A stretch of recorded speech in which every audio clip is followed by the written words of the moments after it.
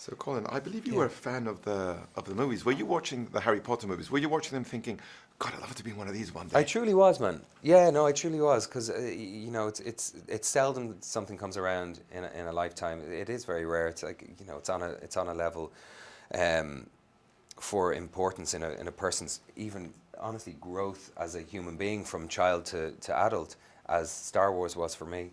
And this is that, I think, and just how beautiful and how imaginative and how exciting the worlds were, and how brilliant each character was within the worlds of the Harry Potter films. I was always pissed off I never got a phone call. So then when I heard that J.K. had written an original screenplay for this and there was a chance I was going to get to be in it, I was really excited. I really was. What did you think of the screenplay when you read it? Oh, it was magic. It was cool. It just dropped me into a particular time and place, as the Potter films did, as an audience member as well, and took me on a really memorable ride. There are beautiful themes in her story, right? Yeah. Whether it's the relationship about friendship or belonging or not belonging to a Yeah, community. yeah. What themes did you see there?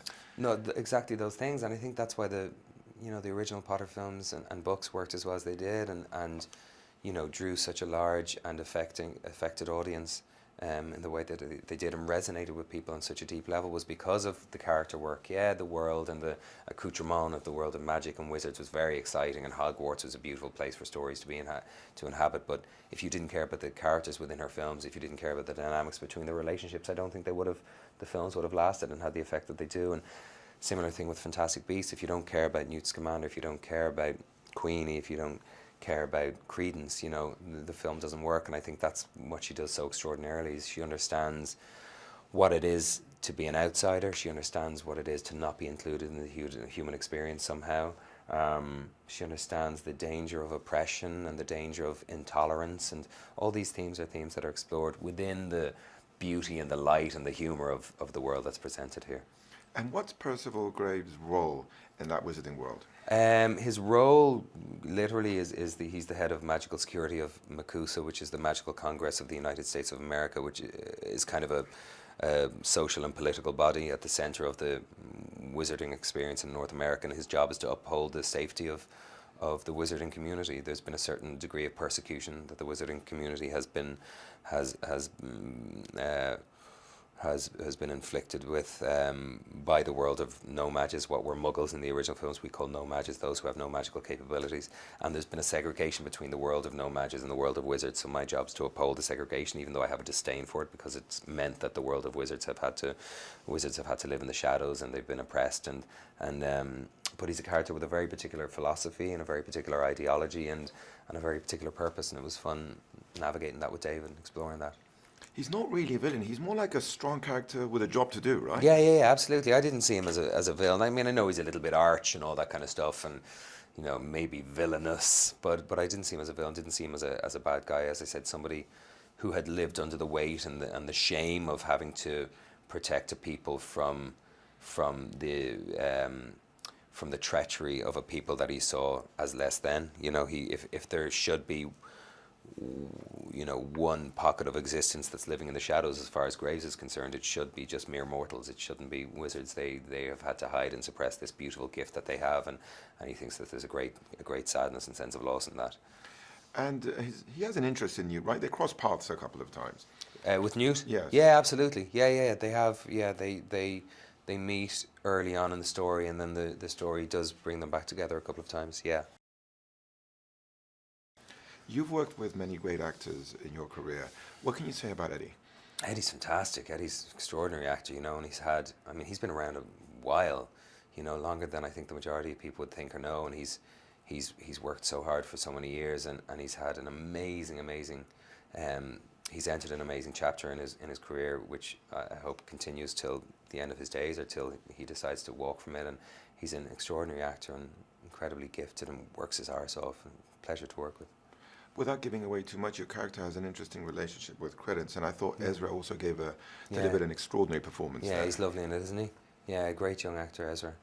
I thoroughly enjoyed working with him. We had 2 or 3. I mean, I think for me, in many ways, you know, Ezra is almost kind of the beating heart or the conscience of the film, or maybe the pain of the film. You know, through him, it's a very emotional performance, and Ezra dug really deep, you know, to bring to life Credence in the way that he did, and and it was great to be part of that too. What can you say about David as a director? He's extraordinary. He's he's obviously kind of the keeper of the, the keeper of the gate. The protector of the universe in a way. J.K.'s universe, and she must trust him implicitly. To bring her written word and her imagination to cinematic life. He has an encyclopedic knowledge of this world and the backstory of this world, but at the same time, he's not so worried about the magic and the wizarding of it all. He's constantly trying to bring it back to the human element. He's constantly going, okay, let's forget about the magic for a minute. Let's forget about wizards. And he's like bringing it back down to the human element, because he understands, of course, as we've spoken about, unless the audience has a relationship or a compassion for the characters and cares about the characters, then it doesn't matter how many bells and whistles or how much special effects are at hand. The film isn't going to have the effect or grip the audience in the way that someone like David Yates really wants to connect to the audience, But he's so clever, he's so kind, amazing. The crew would do anything for him, amazing to work with. Speaking of the magic, you have to tell us, what was it like to have that wand in your hand? And it's fun, man. I mean, as I said, it was a bit ridiculous because nothing's happening, but it's all put in after the fact. But it was fun. No, it was really, really fun. It really was to just to not just accept, but to dive into the conventions of this world and you do things enough, they become normal. The bizarre becomes commonplace. And I believe the sets you walked into were just extraordinary, right? Yeah, extraordinary, breathtaking. I mean, the level of detail and craft, both in the design and then the realization and bringing to life the designs were astonishing. And I didn't have much work to do with special effects or CGI. That was mostly Eddie, having to work with imaginary beasts that weren't quite there yet. Most of my stuff was practical sets and working with actors. And I mean, they built 2 or 3 blocks of Midtown Manhattan with a tram system and 20 or 30 Ford Model Ts and 500 extras all dressed in period clothes, and they'd shout action, and all that would start moving at the same time. It was phenomenal. Must have been special to go back in an era like that in the 20s in New York. Yeah, it was fun. It was beautiful. Yeah, it was really beautiful, really provocative to be around. You felt like you were stepping back into the silver age of film. And then when you finally saw the whole movie completed on the big screen, what was your reaction, Colin? That it was beautiful. As soon as I heard the theme music at the start with the Warner Brothers sign, I just got carried away. I'm soft that way. What is it about these stories, J.K.'s imagination, that have resonated so well all over the world with audiences of all ages? Yeah, it defines any particular cultural markings. I think there is, I believe, a universality to our human experience, and there are, in greater or lesser degrees or different combinations, we all experience the same things, the same hopes, the same fears, the same trepidations. We've all been children and struggled as children and struggled to try and figure out who we are as adults, or who we're becoming, or who we wish to be, and those themes are explored in the film. And then at the end of the day as well, there's just so much magic, and there's so much beauty, and there's so much mischief at play in J.K.'s imagination, and thereby in the stories that she tells, that I think it's just, they're kind of irresistible.